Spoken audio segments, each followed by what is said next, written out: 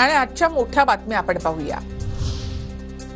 केंद्रीय अर्थमंत्री निर्मला सीतारामन यांच्यावर खंडणीचा आरोप। निर्मला सीतारामन यांच्या विरोधामध्ये एफआयआर दाखल करण्याचे न्यायालयाचे आदेश। इलेक्टोरल बॉन्डद्वारे खंडणीच्या आरोपासंदर्भात बंगळुरू विशेष न्यायालयाचे आदेश।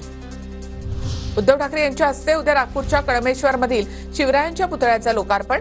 मालवण दुर्घटनेच्या पार्श्वभूमीवर शिवरायांच्या पुतळ्याची सुरक्षा तपासणी पूर्ण। मनोज जरांगे दसऱ्याला नारायणगडावर मेळावा घेण्याची शक्यता। जरांगेंच्या सहकाऱ्यांकडून मेळाव्याची चाचपणी। राज्यामध्ये सोमवारपासून हर घर दुर्गा अभियानाची लोकसभा अध्यक्ष ओम बिर्ला यांच्या हस्ते शुभारंभ। कौशल्य विकास मंत्री मंगल प्रभात लोढांची घोषणा। मुख्यमंत्री, दोन्ही उपमुख्यमंत्री, अभिनेत्री अदा शर्मा यांची उपस्थिती असेल। वकील कटार नवरे यांच्याकडून आरोपी अक्षय शिंदेच्या एन्काउंटरचं रिक्रिएशन। तळोजा कारागृहात ते मुंब्रा बायपास जाण्यास किती वेळ लागतो याची पडताळणी। सीन रिक्रिएशनच्या माध्यमातून तथ्य जाणून घेण्याचा प्रयत्न।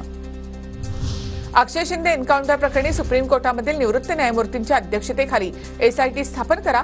तपास पूर्ण होईपर्यंत संबंधित पोलिसांना निलंबित करा। वकील घनश्याम उपाध्याय यांची सुप्रीम कोर्टामध्ये याचिका। गुप्तचर यंत्रणांकडून मुंबईला सतर्कतेचा इशारा। मुंबईमध्ये प्रार्थनास्थळं, महत्त्वाच्या बाजारपेठा, गर्दीची ठिकाणं इथे सर्वत्र कडेकोट बंदोबस्त। सूत्रांची माहिती।